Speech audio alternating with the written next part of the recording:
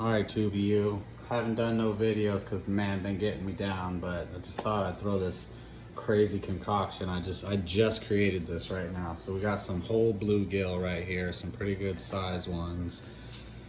A little bit smaller than my hand, but gutted, cleaned out, and I just stuffed them with a big old thick piece of bacon, both of them.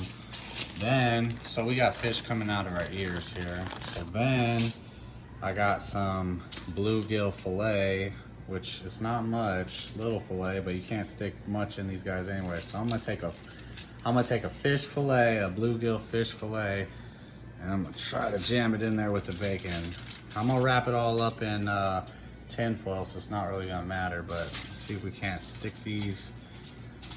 these in here with the bacon. Of course, on camera, I'm not gonna be able to, but stuff these in there, wrap them up. Ugh, get in there. Usually if you're doing trout, you would wrap the fish with the bacon, but these got scales, so you wanna just stuff it all inside. Then take your lemon, good amount of lemon, be very liberal with it. Not commie liberal, but just regular liberal. Put that lemon on there. And then we are gonna wrap these puppies up and I'm gonna stick them in the barbecue grill. We're gonna have some barbecued bluegill with filet inside. Till next time.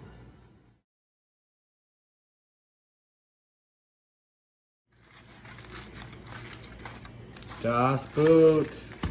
I overcooked it a little bit, but I'm okay with that because it's gonna be good. Bam. It's okay to have a little bit of overcooked fish. It's way healthier than cooking it in grease.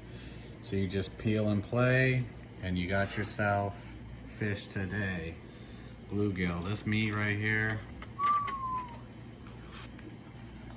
Oh my God. Put some more lemon on it.